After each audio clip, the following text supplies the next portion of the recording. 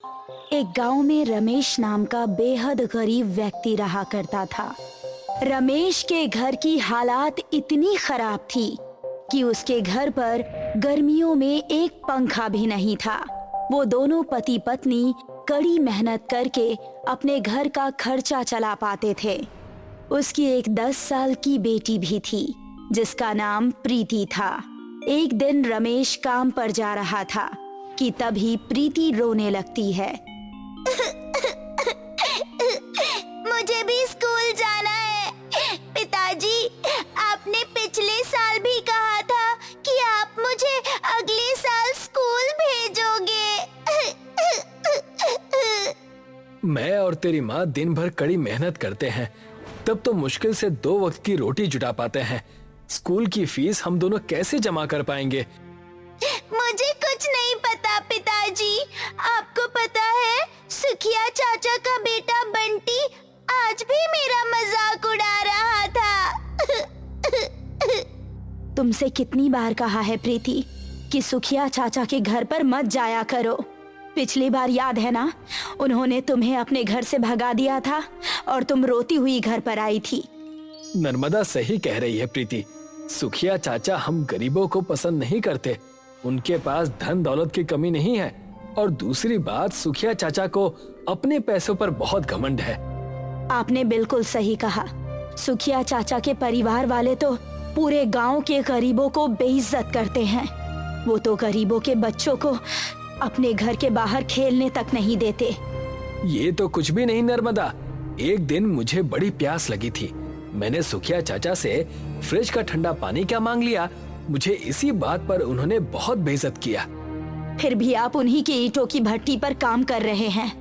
मजबूरी है नर्मदा, आखिरकार परिवार का पेट जो पालना है, वरना सुखिया चाचा जैसे क्रूर इंसान के यहाँ कौन काम करना चाहता है। प्रीति अपने पिता की बात सुनकर चुप हो गई। तभी उसके कानों में बाहर से एक आइसक्रीम वाले की आवाज टकराई। ठंडे ठंडे आइसक्रीम ले लो। मेरी आइसक्रीम एक बार खाओगे तो मनाली जैसा मजा पाओगे। प्रीति आइसक्रीम वाले के पास जाकर बोली, एक आइसक्रीम मुझे भी दे दो ना भैया। आइसक्रीम वाले के पास महंगी आइसक्रीम थी। वो जानता था कि प्रीति आइसक्रीम को नहीं खरीद सकती। मेरे पास 1 या 2 रुपए वाली आइसक्रीम नहीं है। क्या मतलब? अरे मेरी आइसक्रीम की शुरुआत ही 100 रुपए से होती है। लाओ, मुझे 100 रुपए दो और आइसक्रीम ले जाओ। तभी रमेश और उसकी पत्नी प्रीति के पास आकर खड़े हो गए। पिताजी, मुझे भी आइसक्रीम खानी है। बेटी, ये आइसक्रीम बहुत महंगी है। मेरे पास इतने पैसे नहीं है कि मैं तुझे महंगी वाली आइसक्रीम खिला सकूं। आपने मुझे स्कूल भी नहीं भेजा। मैंने कुछ नहीं कहा, मगर क्या आप मुझे एक आइसक्रीम भी नहीं खिला सकते? सुनिए जी, मेरी बच्ची का पिछले कुछ दिनों से आइसक्रीम खाने का बहुत मन है। तुम तो जानती हो नर्मदा, इस आइसक्रीम की शुरुआत ही 100 रुपए से होती है। मैं 100 रुपए की आइसक्रीम कैसे खरीद सकता हूँ? मेरी दिन भर की कमाई ही 50 रुपए से ज्यादा नहीं होती।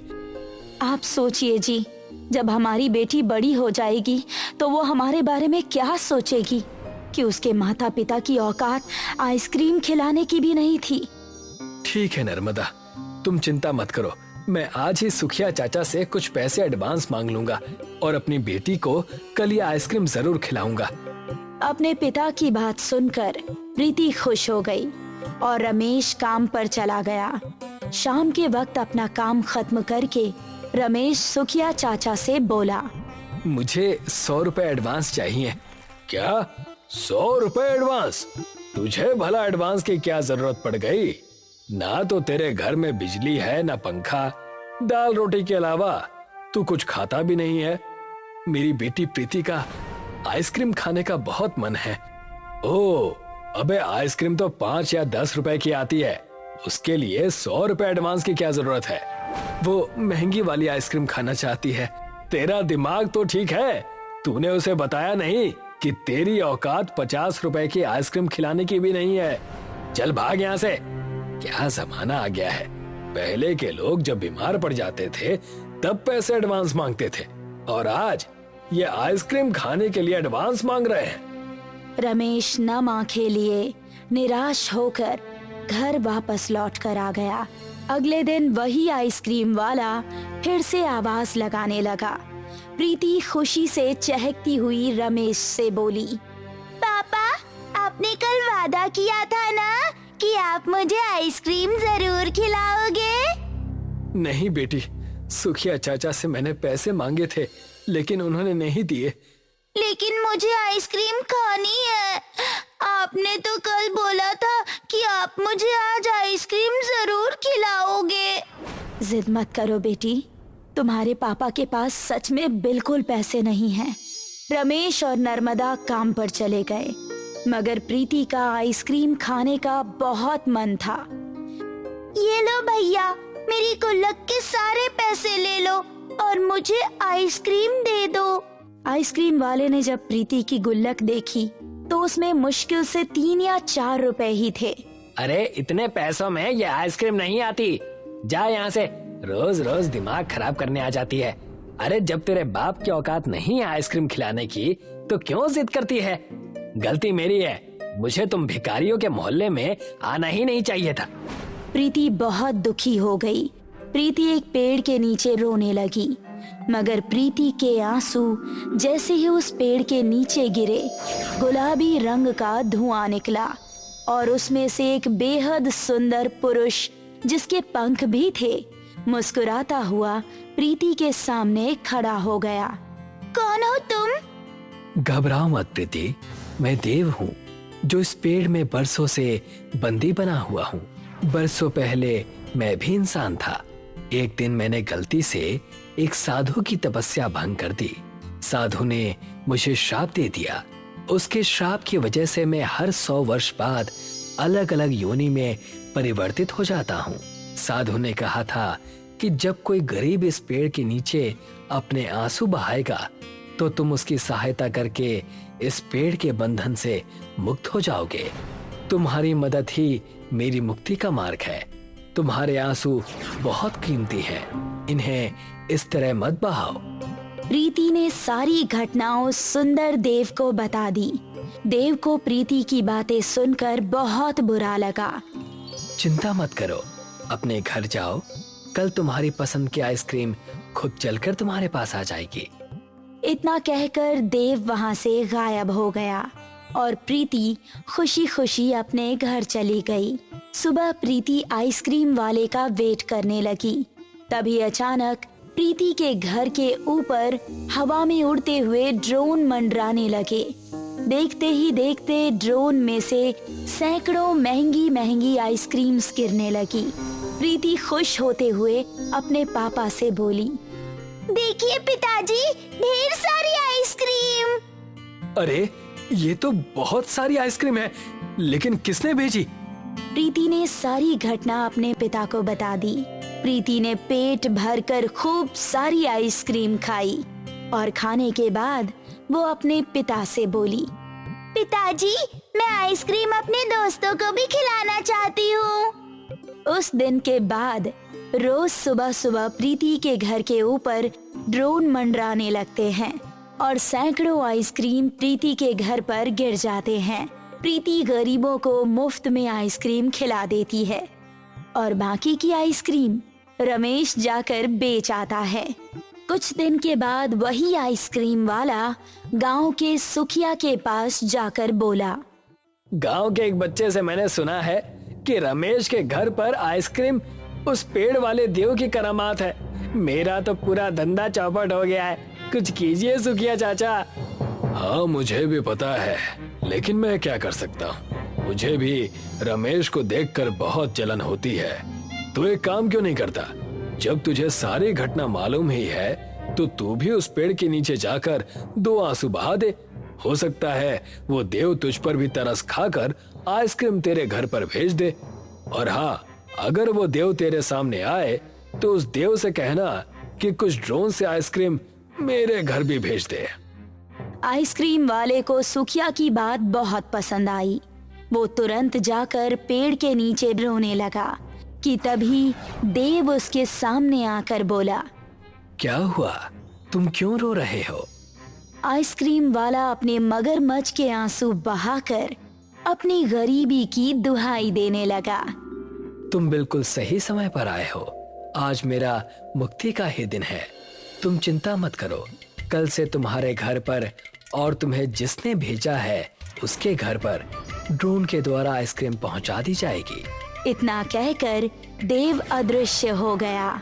आइसक्रीम वाले ने खुश होते हुए सारी घटना सुखिया को बताई और अगली सुबह उन दोनों के घर के ऊपर ड्रोन मंडराने लगे, मगर उनमें से आइसक्रीम की जगह छोटे छोटे बर्फ के गोले बरसने लगे, जिससे सुखिया के घर को बहुत नुकसान पहुंचा। इधर यही हाल उस आइसक्रीम वाले का भी था। सुखिया बर्बाद हो गया और आइसक्रीम वाले का भी यही हाल हुआ, यानी बुरे काम का बुरा नतीजा। गांधीनगर नाम का एक छोटा सा गांव था। गांव में बड़ा सा बाजार लगता था और बाजार में अक्सर भीड़ लगा करती थी। गर्मियों के मौसम में ये सारी भीड़ बलदेव के पेप्सी की दुकान पर लगी रहती थी। अरे बलदेव काका, मुझे ऑरेंज वाली पेप्सी दे दो। मुझे येलो वाली। और मुझे लाल वाली। बच्चे हो या बड़े, सभी को बलदेव की पेप्सीज बहुत पसंद आती थी और बलदेव पूरी ईमानदारी से पेप्सी बनाया करता था। अच्छा फिल्टर पानी, साफ चीनी और साफ सुथरे तरीके से वो जूस बनाकर उन्हें प्लास्टिक की थैलियों में भरा करता था। बलदेव की 1 रुपए वाली पेप्सी बहुत बिका करती थी।